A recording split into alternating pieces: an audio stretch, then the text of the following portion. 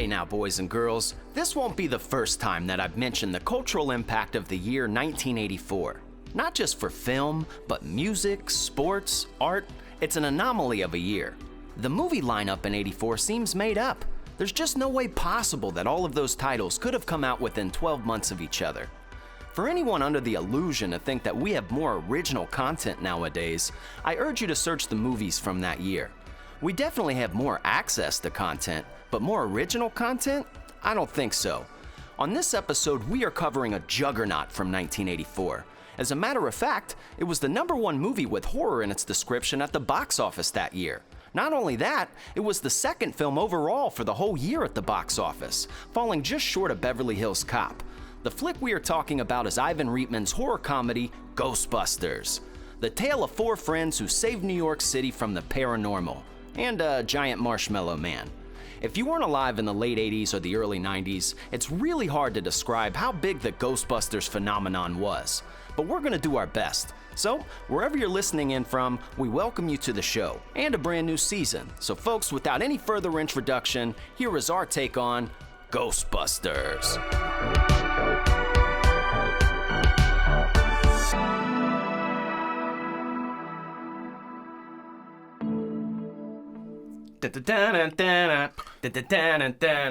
Welcome back, boys and girls, to the Sloppy Horror Podcast. I'm sorry, I got excited.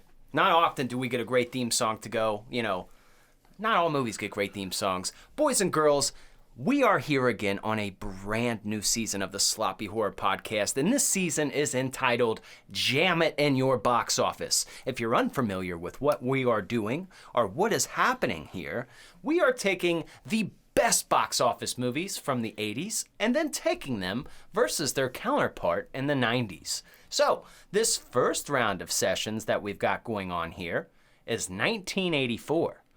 So we're going to have Ghostbusters, Face Off, and another episode versus Interview with a Vampire. But in the very end of the season, we're going to take the scores from the 80s and the 90s, add them all together, and crown a winner. We're gonna crown a winner. But we couldn't just pick a fucking joke of a movie. We couldn't just pick some little rando movie. We picked one of the biggest movies to ever exist in the history. And luckily, this is right around the time frame of our birth. This was something that we had in our life. My name is Christian Ramey, your host and your scary movie companion. And sitting across from me, this handsome gentleman, his name is Mr. Ozark Mark. And he is a producer, not just any producer, the best producer in the whole entire world. I haven't really traveled the world, but I've met a lot of people. And Mark is the best. Mark, hello. How are you? Ghostbusters.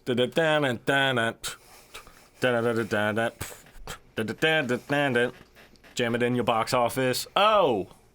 That my worked. Goodness, that it did worked. work. Thank you. That's some of our past skills coming out in your ear hole and up your ass. That's right. Spread them cheeks, ladies and gentlemen. We are back for another season of some nice entertainment for your ass. And this is going to be an exciting season. These are all going to be knocking out the park movies. So this is going to be fun. So if you haven't rewatched these movies in a long time, now you got an excuse to do them. And they're a lot of fun. Especially this one, which is Ghostbusters. Now, we welcome all brand new listeners. We really do. And if you are a brand new listener to the show, thank you so much for coming by, hanging out. If you're here on YouTube, it'd be nice if you subscribed. It's completely free to do. Helps us out big time. Audio listeners, obviously, if you love the episodes, ratings help us a lot. But if you are new here and you're saying, Sloppy Horror Podcast, well, do you guys only do horror movies? Is Ghostbusters a horror movie? I'm going to say to you, we accept all, okay? If I look in the description of your movie and there is horror included, we're gonna include it, all right? We're gonna do it. I'm trying to think of the movie that was the most we did outside of the box. What was one that, The Burbs, maybe? But even if, I feel like there's creepy horror, there's tad bit of horror elements in it that they play on. Stand By Me. Yep, that was King, yep. Clue, but even if, horror comedy, death, there's murder, mystery. How to Be a Serial Killer. Most of the movies I picked, basically. But they're good movies. I get out of the box a little bit. Well, Ghostbusters, first and foremost, it is hard to describe the impact of Ghostbusters to somebody that just wasn't, around in the, 80s or 90s. And I'm not saying that as like, oh, our generation was better. I'm not saying that in that kind of way. I'm just telling you that Ghostbusters has a name now. Everybody knows it in the song, whatevs. But when we were children, from the high C coolers, you remember with Slimer on them, from the toys to the TV shows to the cartoons to the fucking marketing, they were everywhere. It was huge. And huge. I was one of these children that was all about it. I bit this hook, line, and sinker. If you've seen the movie Ghostbusters, or maybe if you're like, I'm not too familiar, I'm going to watch this movie, which is weird, but at the same time, I recommend the watch. Throughout this movie, the Ghostbusters build their popularity throughout the city, and like kids are singing with them at birthday parties, things of that nature. That's how it was in real life. Like, that's how it mimicked. As if these people were real Ghostbusters. That car, the Ecto-1, that Cadillac, that car right there, if I offered it to you, you would take it. Yes, I would. Brand new and crispy, you'd be like, oh yeah. Oh yeah. I'm taking this, dude. Give it to me, baby. Now let me ask this, because this is the fun part about Ozark Mark. Ozark Mark loves things scary. He likes all kinds of stuff. You can't put him in a box, though. He's not that kind of fella. And he's just a connoisseur of horror, but he's not a nerd for this shit. He doesn't care. And some of these movies he hasn't seen before. And I'm curious, is this your first time seeing Ghostbusters? No. Okay. I didn't think it would be. I didn't think it would. I'm not some uncultured swine, for fuck's sake. Yes, I've seen Ghostbusters. Yes, I like that. Who the hasn't seen Ghostbusters? That's a good question, Who dude. hasn't? Who hasn't? Unless you are a person of child descent right now, how have you not seen it? I know. How have you not seen it? This movie is always fun, no matter how many times you watch it. No matter how many times. There are so many. It's the perfect 80s style. They got running gags. They got so many quotes. You got a superstar cast. You got everything in this bitch. What is it with that, Mark? What is it with the combo there? Like of the four, it works with the Turtles. I know Power Rangers were 5, but like it works with every combo that we had. Like when they gave us a group of characters, I don't care if it was the fucking BK kids. They would give us a color of everyone. You'd get a color of everyone, and there would be different levels to it. So like Donatello's the smart one. Raphael's the hothead, but he's kind of, he's the bruiser. Leonardo, chill, kind of the silent front character. And then you get Michelangelo, the party character. It works all across, like even with the Ghostbusters, dude, the A-team. So you get like, obviously you got Vinkman, who's kind of like a Raphael. He's kind of not a hothead, but he's just a sarcastic. He's that's just who he is. And then you get somebody like Ray, played by Dan Aykroyd, who's more of like a Michelangelo, like just here for a fun time, just sees the fun in life, just having fun. And then you get Spengler, your total Donatello. He's, the smarts, he's the brains, he's the guy behind it. Like, it works every fucking time. I don't know why. It's a good combination.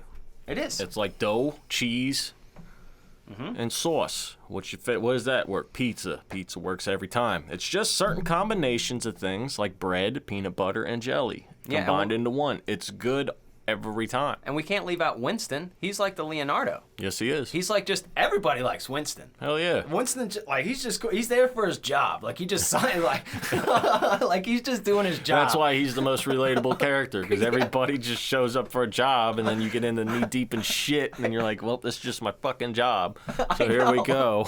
But he like does it. Like the city's under. It's like, well, this is what I'm making money, so I guess I gotta do it. That's so relatable to everybody. Everybody has worked a job that they don't really want to work. They just do it for the money, and they got to do a bunch of bullshit. I forget what the number was, but he's like, this isn't worth the whatever the fucking number was. I was like, yeah, man, no shit.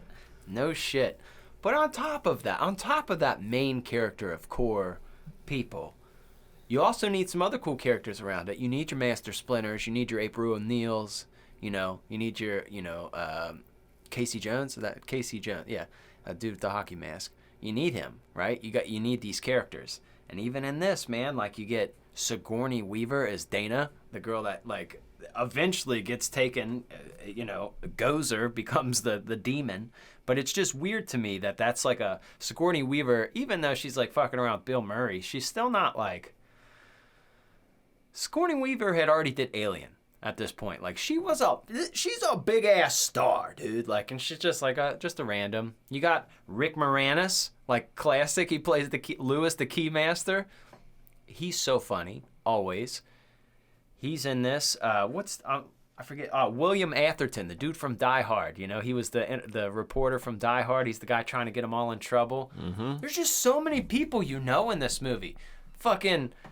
You got Carl Winslow from Family Matters as the cop. That guy's just a cop in everything. And he's a cop in Die Hard. I don't know what he's doing now, but I assume he's a cop. There's always actors like that who they always just play one thing the entire time. It's always hilarious. Yeah, we got to see what's up with Carl Winslow right now. Where's he at in life? Okay, who was he played by? Reginald VelJohnson. That's right, I forgot his name. Where's Reginald at now? Where's he at? I mean, I don't know if he's done any acting lately, but I hope he's doing police stuff. I hope he is. All right, let's look. Let's scroll all the way down. Oh, looks like he is. He's doing like voice stuff. These movies look very little. It's like Christmas movies, like Hallmark movies. Man, don't do my man Carl Winslow like that. Put him in some good movies. He deserves it. You don't even need the craziest, biggest roles. Just put him as, the police officer in a random movie like Ghostbusters. It works. It's just going to work. And I miss him. I'm trying to think of a movie that he's in that he's not a cop. Like, I don't know if I know him from anything else, because he was a cop in Family Matters. Ozark Mark? Yes. You have to be a part of this conversation. I am all the way in it, sir. I am listening to every word that you were saying. What did I just say? What did I just say? See, you couldn't tell you because you were texting somebody. No, it wasn't. You were. Ozark Mark thought that I had to fix something with the timer. Shut up. What's going on? I'm telling you, Carl Winslow. This guy, played by Reginald VelJohnson, can you think of a movie or a show that he was in where he wasn't a cop?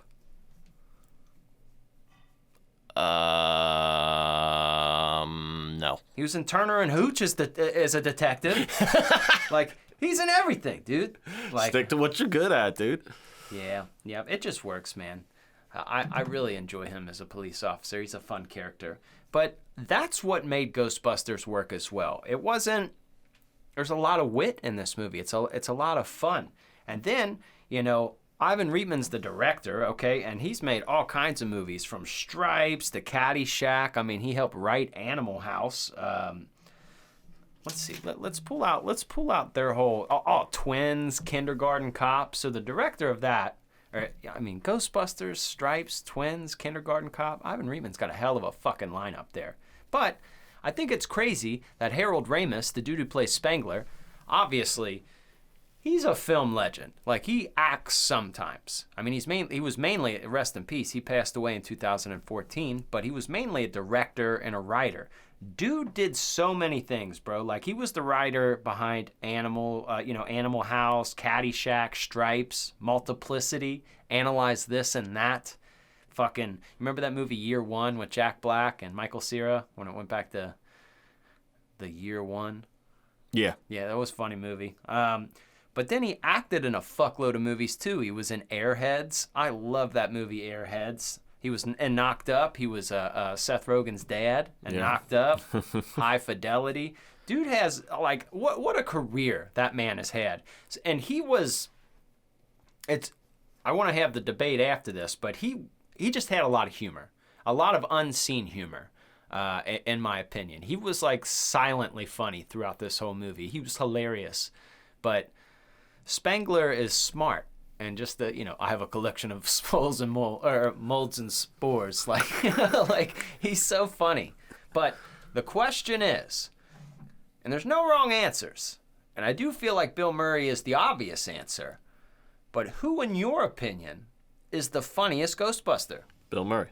Okay. I think Bill Murray is the wittiest. He is very funny.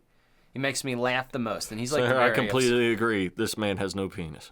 Yes, like he's so like in your face funny. But like after seeing Ghostbusters 7 billion times, I started to subtly watch the other Ghostbusters more. Like Ray, Dan Aykroyd is also silently funny this whole time.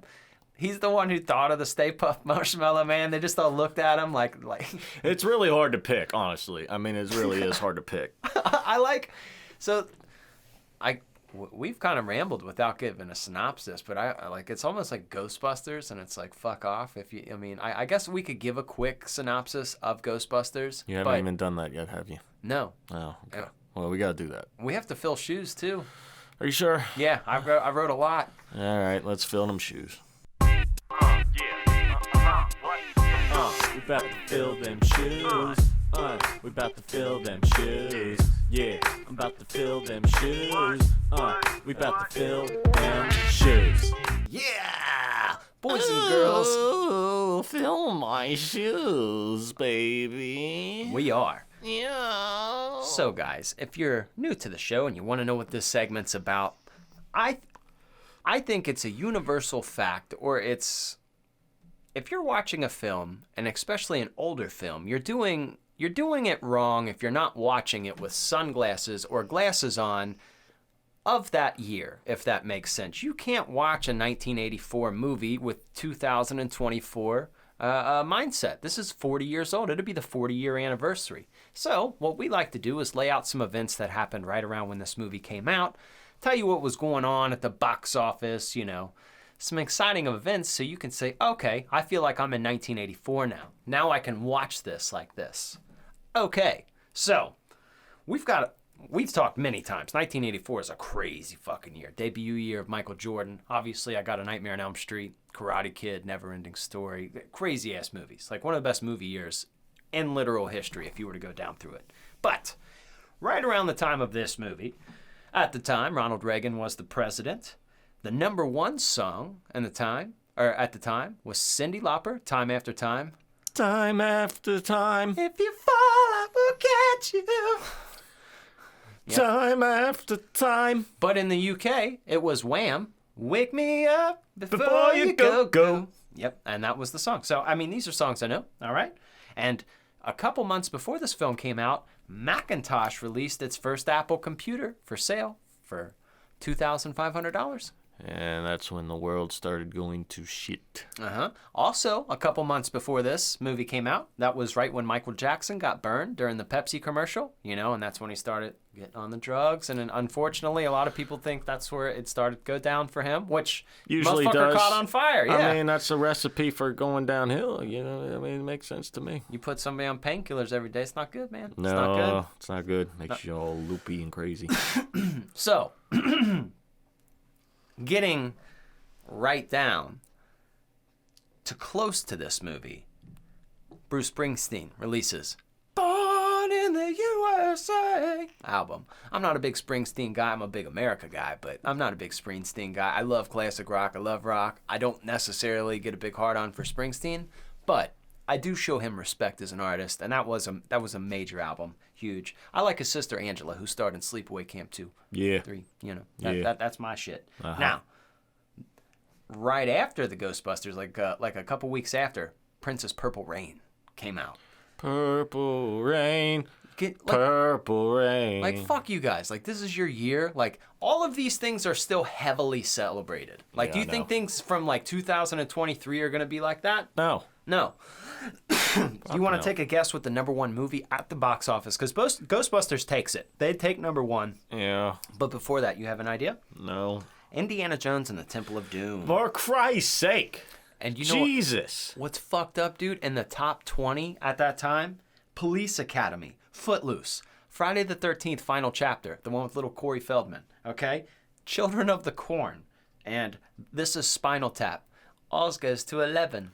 Like, that was just the month. Well, Like, that it's was obvious. It's pretty obvious if we had a time machine what year we would travel back to the most. It would probably be this year. This one would be so up there. And honestly, the 90s had a couple years like this where you're like, oh my God. Like, Yeah. we were so spoiled and didn't even know it. But Absolutely. B pictures got squeezed out. That's a tale for a different time. But these were the things going on right around the times of Ghostbusters. So I hope you guys, your shoes feel filled up. You feel like a 1984 My person. shoes are so filled, my laces are popping out. Yeah. That's right. That was a good filling. Thank you. So I'm all filled up. a little synopsis of Ghostbusters. What's going on is you've got a couple of friends who are interested kind of in the paranormal kind of stuff. That's what they do. Bill Murray was doing like ESP testing on people. So they're smart, they're doctors, they're wide array of I don't want to say scientists, all of them, like Spangler was, but they were smart and some were doctors. The thing was, they were very interested in the paranormal. So when things start going on in their city, they were able to form up their little group, Ghostbusters, and it's like a group of fucking firemen. They set up they set up their little shop in an old firehouse.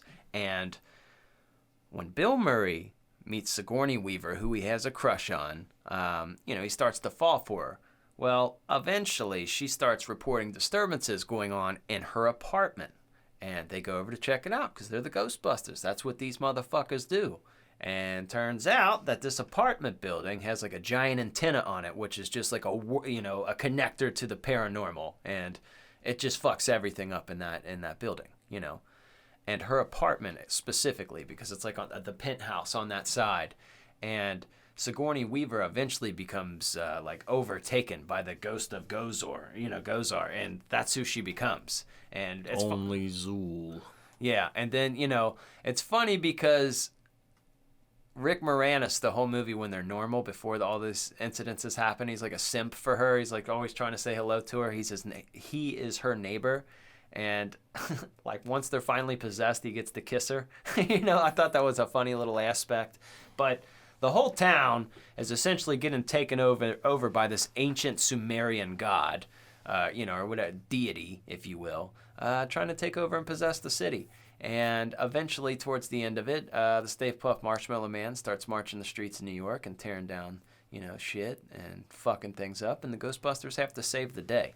It's a really weird movie to get a synopsis for because it's like a Harry Potter where there's a lot of proper nouns like, the ectoplasm and like Slimer. Like there's so many proper nouns involved with Ghostbusters that it's like, if I came to you, you're like, what's Harry Potter about? Like, all right, well, Harry and his friends play Quidditch. And you're like, all right, what the fuck is Quidditch? You're like, you're like, it's hard to so you're trying to give it in practical terms. And it's a lot harder to do that because it's a movie that's kind of out there. But well, good thing is the synopsis is very intellectually done, but it's kind of pointless because everybody's probably seen the movie. Yeah. You know what the fuck we're talking about. You've seen Ghostbusters. Mark, hey. This is the funniest shit that gets by all the time, and I don't even think all horror fans listen to it. I know there are a large group of people who know this fact about the Ghostbusters song, or they know this lyric, and they sing it hard as fuck every time it comes. Every time it comes. And I'm saying it like that to sound weird, because I don't know, like two and a half minutes into the song, it's the da-na-da-na, bustin' makes me feel good. Bustin' makes me feel good? How did that one get by? And we're not going to pretend that Dan Aykroyd didn't... Same thing as sucking on a chili dog. Yeah. Okay? You just throw it in there. Just put some words in there. Who cares? Bustin' makes me feel good. Okay, and then come you get... together right now over me. That's on the radio. That's on the fucking radio. It don't matter. That's true. That don't matter. Dan Aykroyd straight up just gets like a sloppy toppy from a ghost, and Bustin' makes me feel good. I wonder what that's like. That's a good point because I feel like it wouldn't be wet, and that's a proper. I need. Yeah, maybe it's just a lot of air pressure or something. I have no idea how that would be. I would still try it out though. Like I need a lot of salivation, so that might not work. Yeah, you gotta slick it up a little bit. Oh yeah, a lot of bit like a slip and slide. Who wanna ride on my slip and slide? Take a stab though for a sloppy top BJ and a Bustin' makes me feel good and smoking cigarettes and are you menstruating? What's that movie rated? PG. Yep, 1984. You know your years and you know how the MPAA works. Yes, Now if that movie came out today, probably PG-13. Probably. And what's not horrible. Probably, like, but yeah. that's when people weren't fucking pussies. Bro, Jaws PG, like It makes no Quint's sense. death scene. I know. That's like not parental guidance for sure, my guy. Like I mean, know. a young child seeing that would never swim again. No. Well, that's why everybody had a context. fear of swimming in pools. Okay, Yeah. that's fine. But guess what? They turned out fine. They turned out fine. Just Yeah. quit being a bunch of pussies about it, That's when you like. I think those people do the most injustice to their kids, especially if your kid has an interest for horror movies. If your kid doesn't give a shit about them, then whatever. But if your kid's like trying to watch some scary shit and you're preventing them, you're really doing them an injustice, because what's going to happen is they're gonna watch it. They're gonna find a way to watch it, and they're gonna see these titties, and they're gonna see this death and this crazy shit and what's happening with no context. Like. I got 3 kids. My older 2 are so about horror, but obviously try to educate them on it. But with my youngest, when she would try to watch shit, and she would, and when you're little and you watch something and you get freaked out, you go too far, you're like, uh-oh, now I'm freaked out.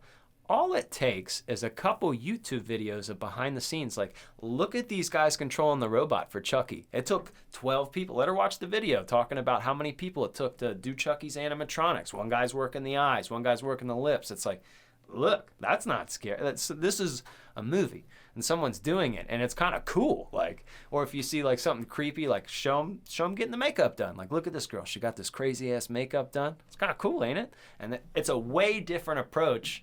It's like it still gives you the ability to get engaged and fearful of a movie, but at the same time, like, I think a little kid just watching something with no context could really... Well, that's where it fucks them up. Yeah, right. Like that's when their imagination takes over. Yeah. All right? So you got to, get to the imagination first, manipulate the imagination, and then give it there. That's what you got to do. But most people don't do that. They don't. So, dude. you're fucked. What are you going to do? Mark, I got to ask, what's your favorite part of Ghostbusters? Any part with Lewis in it. Yeah. Any part with Lewis, because everybody knows a guy like Lewis, and just the running gags they do with him, especially, I love the fact I crack up every time he gets locked out of his apartment. Yeah. He gets locked out of his apartment every time. Just the way he talks. Because everybody knows a guy who talks like that and does shit like that and it's nerdy like that. So it's just so funny. Like, yeah, that's why I got this, baby. I don't even remember his lines. I'm going to butcher them. You got any Advil? No, I got these. It's store brand. I get 200 of those bad boys, half the price.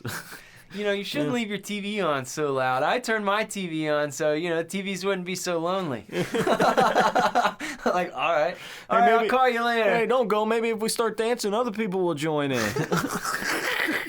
Yeah, dude. Okay. That's why I was so happy when he finally got the kiss from Sigourney Weaver at the end. You're rooting for him. Yeah. You're rooting for him. He's just funny. Any part with him is funny. What about you? Dude, Rick Moranis is a solid ass dude. Man, one of my favorite parts, because the movie starts rolling and it's just the 3 Ghostbusters. But I love when Winston comes in for his interview, and he talks to Janice there. Who Janice is played by Annie Potts, and she's did a lot of great movies. Particularly, I mean, you can check my nuts here a little bit, but Pretty in Pink is a great movie. It's an old John Hughes movie. Molly Ringwald, a lot of those old Brat Pack actors. It's a good fucking movie. And she's in it. She's hilarious. There's lots of movies with her in it. But Ghostbusters, what do you want? Like, she's just got that iconic voice. But when fucking Winston comes in for his interview, she's like gives him a little bit, like kind of grills him a little bit. But as soon as the guys come back from work, and she said, okay, here's Winston. He's here for an interview. And he just, like, takes his paper, like, okay, you're hired. There was no, like... Just the whole spiel she does. Do you believe in the paranormal, vampires, the Genesis? I don't even remember what she said. She just named off, like, 50 things. I believe whatever. Will you tell me if you pay me? And people have been there. Everybody knows that. Every working man knows that. You're just like, look, all right. We'll try it out. Exactly. I like when they're going in the car and Ray's like figuring out like stuff. He's like, man, it's like I love how they got a cigarette too. He's like, man, don't you realize the dead are probably rising? That's what's going on right now. He's like, let's just turn up some music. Dude, that's what think about it. Ray is so funny. Ray is so silently funny because A, he's dumb, and he's like just like kind of like dumb in that adorable way where it's like your friend, and I don't know, you don't want to hate him at all. Ray, when somebody asks you if you're a god, you say yes. Dude, no, that might be one of my favorite parts too, because like when the demon presents itself on the rooftop, and he said, "Go get her, Ray," and he's like, he just turned like the look Dan Aykroyd gives. He just looks like me, like, and then he walks up, and then demon says, "Are you a god?" And he looks back at Bill Murray, and Bill Murray gives him the bro, like, you got this. Like he's about to go ask a girl out, like, it's all you, bud. Like, you got this. Like, I don't know why. There's no words said, but a lot, like I said, from Ivan Reitman to Harold Ramis to Aykroyd, Bill Murray, a lot of these are old SNL people when SNL was really at its peak. And these guys are just, they eat, breathe, sleep comedy. And it's not over the top punchy. There's a lot that you can go back. No, it's all subtle, quick, witty humor, and you got to watch it multiple times to get them all. I know, sure. dude. Yeah. Like, Ray is really funny to me, but I really think, I don't know. Spengler might be my favorite. I don't know, dude. I go back and forth. It depends on your mood, I would think, of the day. That's how you figure it out. But we have to put a pause on the regular show and have to go through the portal to another realm, to another world, and figure out more things about this movie.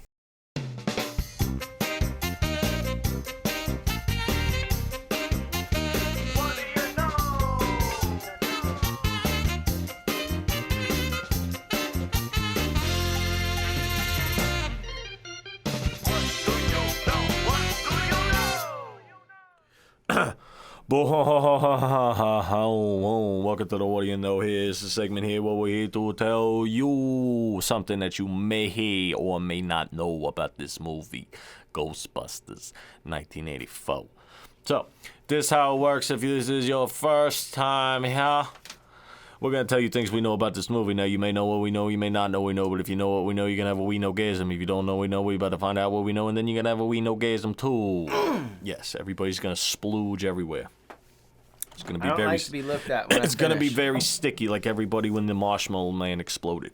Okay, so I'm going to start it off here because I'm going to forget the facts that I know because you just told me them. Hold on, you should, like, after recession with a lady, where everything's, you got the I'm going to go get a towel stage. That's what you should say. Look like the Ghostbusters melted the Marshmallow Man in here.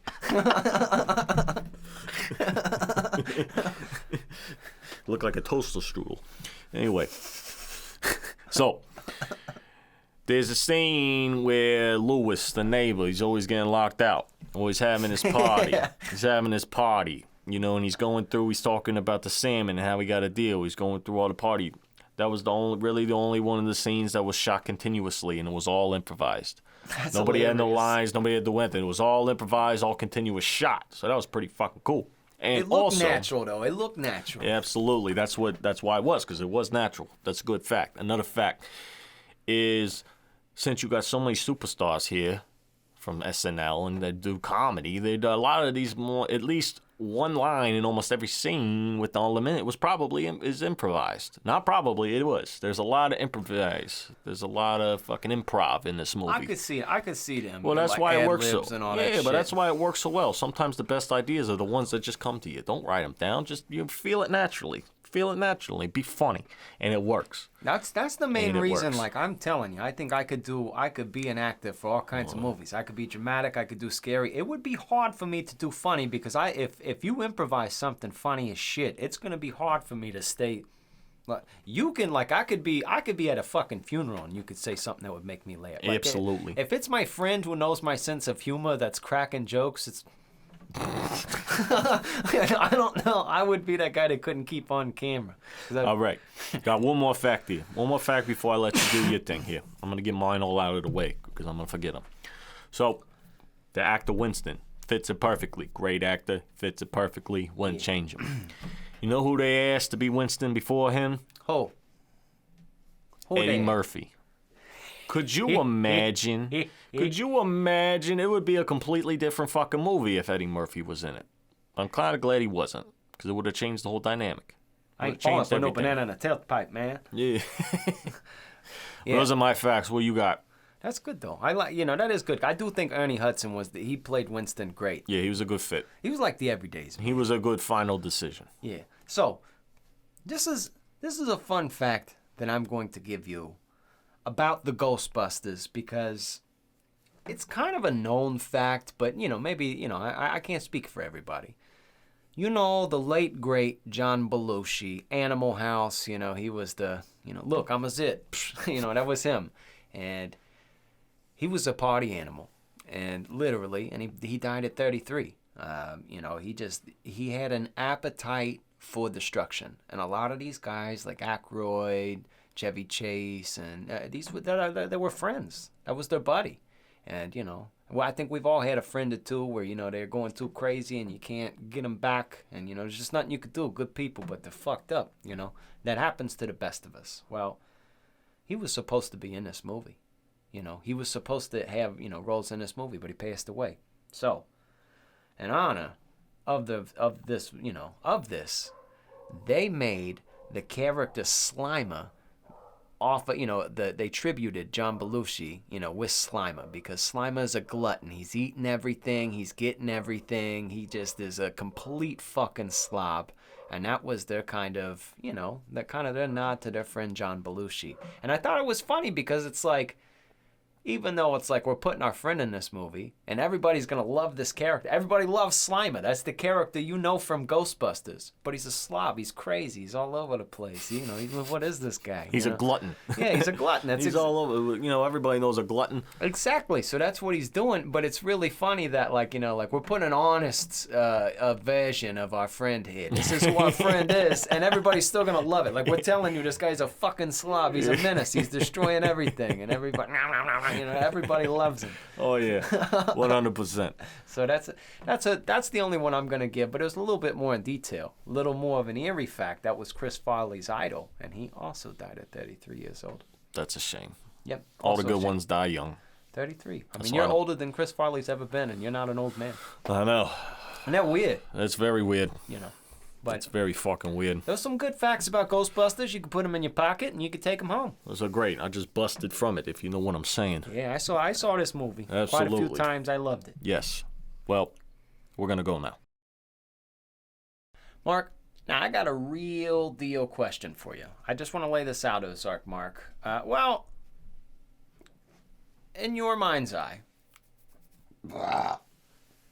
what would you consider the numbers for a successful movie, in comparison to its budget? Are you saying like for a blockbuster? Because in my opinion, a blockbuster movie that just earns its budget back, those are just kind of B pictures, and those aren't always bad pictures. A lot of times they end up earning their money down the road. You get these, especially a lot of horror movies, you get the big franchises that did well at the movies, but not all. Where they did well was the home media, and that's where people watched them, and they get money and a cult following that way. But in honor of the blockbuster season, my question to you is what do you think that would be? Like a triple your budget, a quadruple?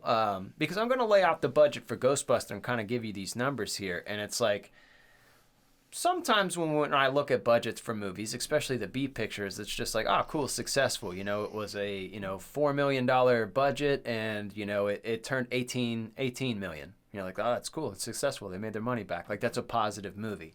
And then you get these fucking blockbusters, or these ones like Blair Witch Project, where you're like, what? It's hard to someone got paid. So I'm going to give you just the number. So give me that answer first. What do you think it would be? If from your budget, what do you consider it to make it a box office smash? Just, no right or wrong answers. I'm just out of curiosity. In 1984 or now? We'll go not right now, but we'll say 2010 and before. Just numbers that would cross your normal movie numbers, not Avengers levels of a billion. Know, 6 million. So okay. So let me ask it this way. Do you think it would have to triple your budget, quadruple your budget, 5 times your budget, 10 times your budget? What would make it a box office smash, if that makes sense? So what is it being multiplied by, in your personal opinion? Because I think... I have no idea. Okay. I think the normal guess, like, in my eyes, I'm thinking, like, because I see such low numbers with horror. So, like, you know, I see movies that make a couple million more than their budget, and I think, wow, you guys, good for you. Somebody made a couple $1,000,000. Cool. And then I look at certain pictures, and they're 60%, 70%, like, further. And it's like, holy shit, like, crazy-ass numbers. So, the budget for Ghostbusters, it wasn't a cheap film. It's estimated between $25 and $30 million. Okay? It brought in just roughly under $300 million. Like, that's fucking crazy. Holy shit. Now, that's not a 75% number, but if you look at, like, Blair Witch Project, who's spending, like, $60,000 and making, like, I forget how many fucking millions that made. Well, go back to the Blair Witch Project episode and listen to it, and you'll know. Yeah. Yeah, well, I don't remember. I'm about to find out, dude, because those numbers were fucking insane, too. $248 million is what they made. So they made just a little under what Ghostbusters did, and they paid just, you know, $60,000 roughly, and that's that's a phenomenon. Like, that's fucking crazy, dude. Yeah, like, that's crazy. That's probably never gonna happen again. Like, that's crazy. So Ghostbusters not only is a blockbuster hit, so I'm trying to think of, like, the components since we're talking about blockbusters. That's why I was going in on this. That's why I was kind of weighing in. How movies can turn into what they would call a box office smash. And we grew up with these. You remember when we'd walk in the video store, you'd have the certain videos that were on the outside wall, the big ones that would come out. You know, you'd have the actors that are known on the front, like the big movies that your mom and dad are probably going to rent. And then you got the randoms throughout the aisles that you and I want. I want the randoms. So it's just interesting to me when we're talking horror's number one at the box office, because it's not usually respected. But this movie was number one altogether for 84. Not all the way a horror movie. But I've surprised myself looking into these because some of them are in the top 10 of that year. And you're like, wow. Not all, but some it's like, wow.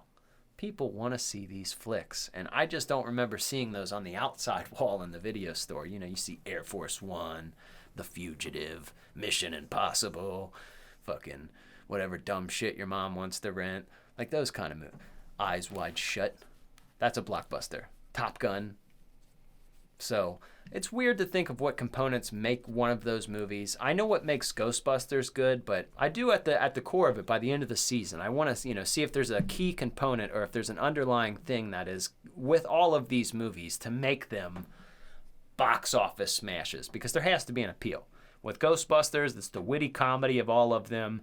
This movie has a feel, a vibe, right? The 80s New York, that was just something in itself. Movies did really well. And that also that little combination of four, the smart one, the fucking fun one, the asshole one. You need that combo. And then just the everyday man. You need that. It was just a perfect storm of shit that made this take off. And across all boundaries. I don't know why that, we were a lot more accepting of shit, I feel like, in the 80s. Like, everybody would watch wrestling. You could watch wrestling with a mom and a dad and a whatever. Everybody would watch Ghostbusters, Poltergeist. Now it's a little bit more specific. People are a little bit more niche. I'm only into this. So, I really appreciate it this time to be alive. Did you have Ghostbuster stuff as a kid? Did your brother like Ghostbusters? No. Oh. Not like over. I mean, I like it. Mm-hmm. I never had any Ghostbusters memorabilia or anything like that. I remember having a lot of toys. My cousins having a lot of toys. Like I had like the trap that you could step on, and then just like the little figures and stuff. I do vividly remember the cartoons, the High Seas, dude. Those were the best ones. Yeah, those were the best ones. They still have them. Those are not an adequate drink for an adult, though. By the way. No, no, they're not. I have kid snacks in my house. Like, you know how fast you can eat a Go-Gurt, dude? You can eat 7 Go-Gurts in a row. Dude, you can get it in one swoop. Just whoop. For it's real. Like a bite. That's all it is. That's all it is. I mean, it's good, but yeah, that's something I would like eat when I'm making dinner. Just, I mean, you snack on shit while you're making something. You know what I mean? Definitely, I'd suck down those. Dude, I thought this is or one of the funniest parts of this movie too was when they bought the firehouse and Spengler's walking around like this ceiling's caving in, like he was like there's coding issues, all of this is wrong and whatever, and then Ray comes from around the corner like, you guys gotta see this place. I love this place. It's got a fucking, like the fire pole he was so amused by. He's like, I'm gonna get my stuff. Like, maybe we should stay the night tonight. You know what I mean? Get used to it. He's so fun. I like you. Everybody needs a friend like that, dude. Yeah. Everybody wants a friend like him. Yeah, I don't know. In the end, Spengler may be my favorite. I love a lot of his quotes. Even when Janice at the end, when she was talking to him, like, oh, you're so nice. You're such a the way you treated that man, you were such a humanitarian. He said, I don't think he's human. Like, I don't know why it was so funny how he said that. I don't think he's human. Like, he's so awkward. And everybody knows those kind of guys, like, where it's just like, they don't even recognize when they're being hit on, and they're just so in their fucking, in their zone. I collect spores and molds and funguses. You're like, okay. That's not the thing to say right then. You got to wait to work that one in, bud. Yeah. But he doesn't care. Just say hiking or something. Whatever. Oh, God. Well, it's about that time where we got to go to our honorary world-famous sloppy horror podcast rating. Sloppy horror rating, baby, yeah! Oh... yeah, welcome to the one and only one-of-a-kind, world-famous sloppy horror podcast rating developed by the one and only your favorite Scary Mary Scooby companion. I fucked it all up and the words just came out. Your very scary movie companion, Mr. Christian Ramey. He has developed this horror movie rating system based on a horror movie, not in a horror movie, not a general movie. God damn it.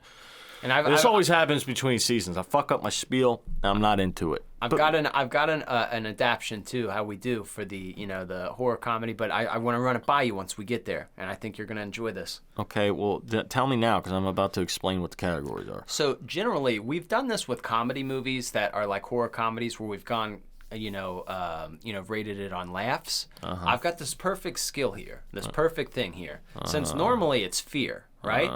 We should do a 1.5 scale for fear and a 1.5 for comedy, since it's like a comedy horror, and see where it lies, and it might not be as scary, but it could be super fucking funny. And I think that would be a fair assessment because it's half and half from each. Okay, very, very good. All right.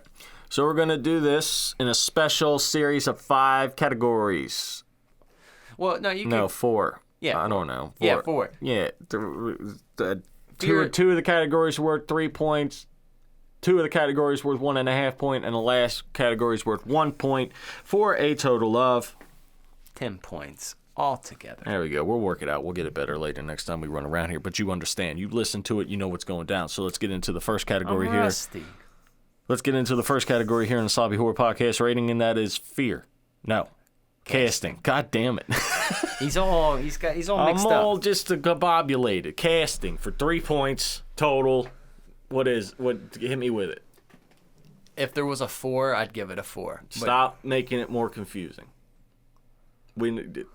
I understand what you're saying. Yes, but it's a 3. We all know it's going to be 3. Do we have to talk about it anymore? We talked about it for half the episode. We know what's going on here. This is a superstar cast. We said half of them already. So if you were listening, which you should be, you know what's going on. So it's 3 out of 10 so far here on Sloppy Horror Podcast Rating. Let's get into the second final 3-point category here on the Sloppy Horror Podcast Rating, and that is kills. So this is, obviously with the kills,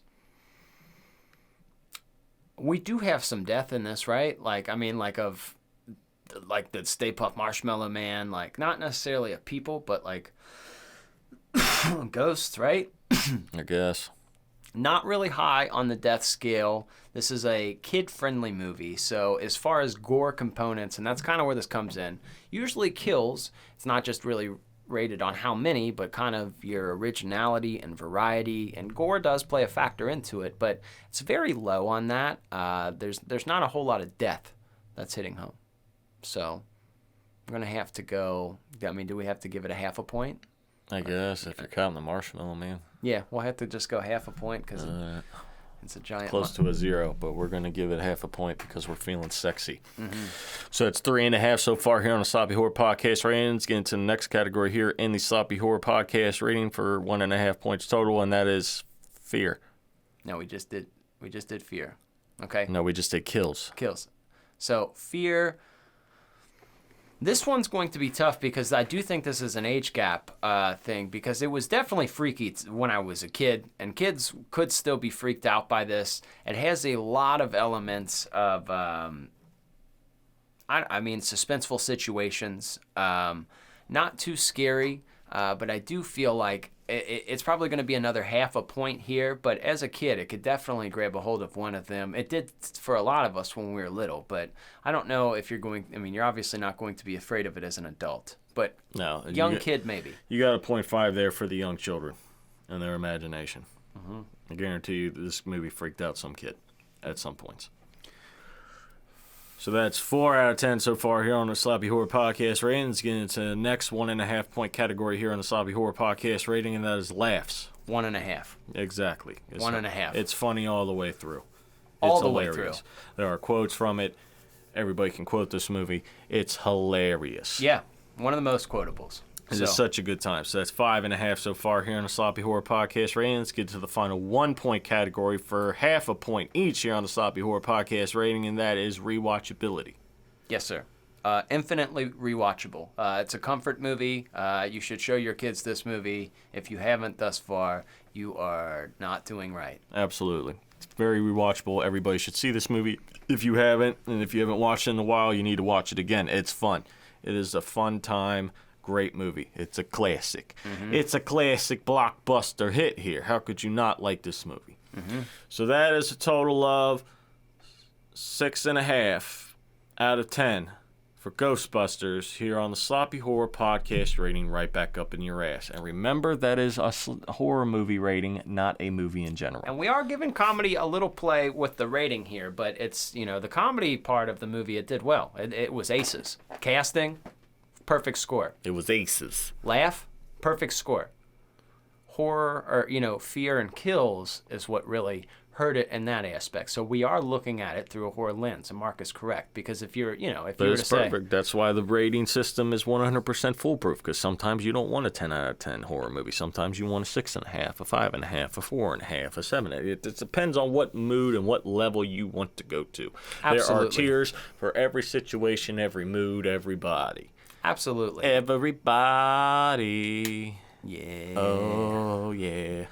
But that, and if you were, this is another one of those, if you were to ask me, like, hey, rate Ghostbusters as a movie, 10 out of 10.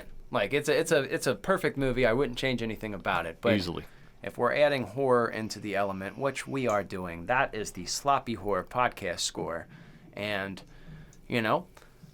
next week, we're going to be doing Interview with the Vampire, which I thought it was a perfect mashup for that, because it's also like a horror movie. It's not a horror comedy, but it's like a romantic drama horror. Like, it's kind of sexy. It's kind of, romantic in a sense. Not Twilight. It's not Twilight. Think of like Victorian vampire. I mean, there's Brad Pitt and Tom Cruise in the 90s. Like, as vampires, long hair and shit. So, and they got like the shirts with like the frilly shit all over it. I mean, it's a good movie. They're really good. It's a really good movie, and they're based off the Anne Rice novels. I enjoyed them thoroughly, even like Queen of the Damned.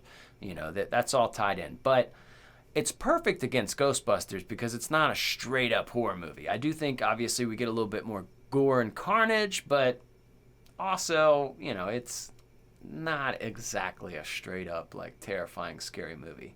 It's like there's been a lot of bean flicking to Interview with the Vampire. You get what I'm saying? Yeah, I'm sure there has. Mm-hmm.